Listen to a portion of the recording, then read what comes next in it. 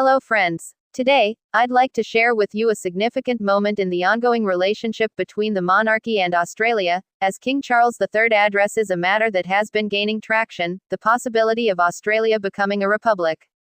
As you may know, King Charles is preparing for a highly anticipated tour of Australia, but this tour comes at a time when discussions about the future of the monarchy in the country have intensified.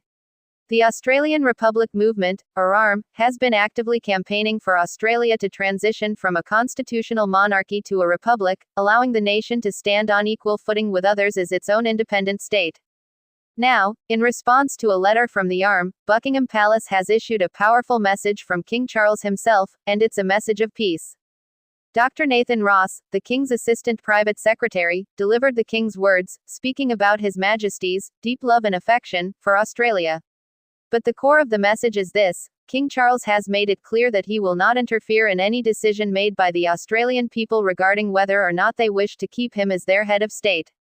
The King, as a constitutional monarch, acts on the advice of his ministers, and he emphasized that the decision of whether Australia becomes a republic is entirely up to the Australian public. It's a deeply respectful and democratic stance, one that reflects King Charles's commitment to neutrality and his understanding of his constitutional role. He knows that the monarchy's future in Australia is not his to decide, but the people's, and that is precisely what makes this moment so significant. The ARM itself, while advocating for a republic, acknowledged the important contribution the royal family has made to Australia over the years. They respect the monarchy, even as they call for a change. This speaks volumes about the King's approach as a leader. King Charles is showing that he values the will of the people above all and that his role is to serve within the constitutional framework, not to dictate its direction.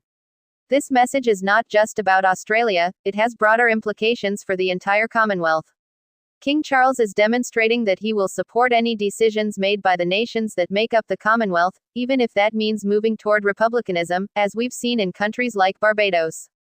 Ultimately, what we see here is a monarch who respects democratic processes and who has a deep affection for the countries he serves. King Charles has made it clear that he will remain a figure of unity and continuity, while also recognizing that times may change, and with that, the monarchy may need to adapt as well. So, as King Charles embarks on his tour of Australia, he does so with a message of peace, respect, and, most importantly, the understanding that the future of the monarchy in Australia is for Australians to decide. And I believe that this message will resonate not just with monarchists, but with Republicans alike, as it reinforces the King's commitment to the values of democracy, sovereignty, and respect.